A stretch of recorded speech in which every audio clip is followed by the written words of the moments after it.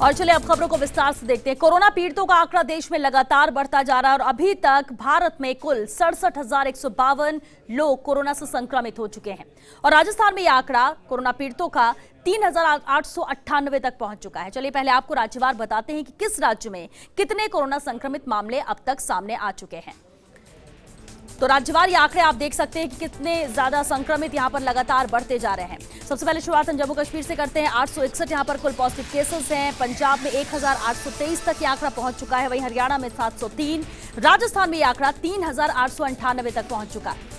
इधर गुजरात में नजर डालते हैं, जहां गुजरात में 8,194 तक ये पॉजिटिव केसेस दर्ज किए जा चुके हैं। तो महाराष्ट्र में तेजी से आंकड़े बढ़ते हुए नजर आ रहे हैं। शुरुआती तौर से हमने देखा और अब ये आंकड़ा पहुंच चुका है 22,171।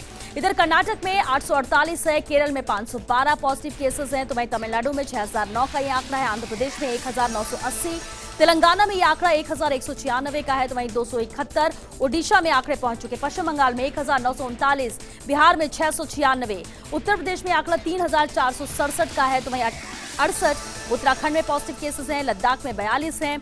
छत्तीसगढ़ में 59 पॉजिटिव केसेस दर्ज किए गए। तो मध्य प्रदेश में यह आंकड़ा 3,614 तक पहुंच चुका है।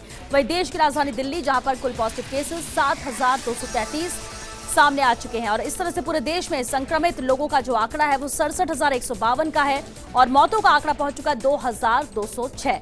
तो राज्यवार आप समझ सकते हैं कि किस राज्य में कहां तेजी से आंकड़े बढ़े हैं, कहां पर कंट्रोल स्थिति नजर आ रही है। चलिए अब आपको बताते हैं कि किस राज्य में कितने लोगों की कोरोना संक्रमण के चलते मौत हुई है। ये पॉजिटिव केसेस का आंकड़ा आपने देखा, लेकिन अब चलिए राज्यवार आपको मौतों का आंकड़ा बताते हैं कि कहां पर कितनी मौतें दर्ज की गई हैं।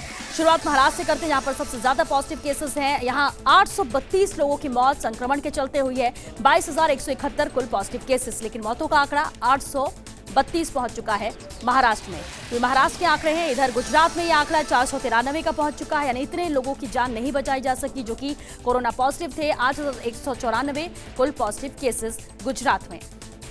दिल्ली, जहां पर मौतों का आंकड़ा 73 है, लेकिन पॉजिटिव केसेस जो हैं वो 7,233 तक पहुंच चुके हैं देश की राजधानी दिल्ली में। इधर राजस्थान में यह आंकड़ा 108 का है, यानी कुल अब तक 108 मौतें प्रदेश में दर्ज की जा चुकी है। राजस्थान का यह आंकड़ा 3,940 कुल पॉजिटिव केसेस दर्ज किए गए हैं राजस्थान में। तो ये 108 मौतों का आंकड़ा। तमिलनाडु में यही आंकड़ा 47 का है। 47 लोगों की जान गई है संक्रमण के चलते। 7,204 पॉजिटिव केसेस तमिलनाडु में, लेकिन मौतों पर बहुत हद तक कंट्रोल किया गया, यानी 47 मौतें हैं जिस हिसाब से पॉजिटिव केसेस यहां पर नजर आ रहे हैं। लेकिन वहीं मध्य प्रदेश में देखिए 3,614 तो पॉजिटिव केसेस है, लेकिन मौतों का आंकड़ा 215 तक पहुंच चुका है। तो ये आंकड़ा आप देख सकते हैं कि 215 पॉजिटिव मौतों का आंकड़ा है ये। तो इधर उत्तर प्रदेश में 74 लोगों की मौत हुई है, यानी कुल 74 लोगों की जान इस संक्रमण के चलते गई, लेकिन पॉजिटिव केसेस 3,467 दर्ज किए गए।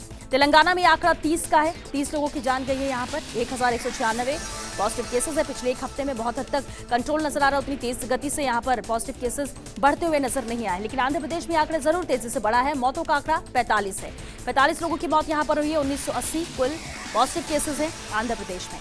इधर केरल, जहां पर 4 मौतें हुई है, 512 पॉजिटिव केसेस से बहुत हद तक यहां पर कंट्रोल नजर आ रहा है। कर्नाटक, जहां पर 31 लोगों की मौत हो चुकी है, 748 पॉजिटिव केसेस अब तक दर्ज किए जा चुके हैं। तो पश्चिम बंगाल में आंकड़ा 185 का है, यानी कुल मौतों का आंकड़ा 185 पश्चिम बंगाल में। 1,939 पॉजिटिव केसेस। जम्मू कश्मीर में आंकड़ा 9 का है, यानी 9 लोगों की मौत जम्मू कश्मीर में हुई है। 861 कुल पॉजिटिव केसेस। तो ये आप देख सकते हैं कि राज्यवार किस तरह से मौतों का आंकड़ा साफ नजर आ रहा है।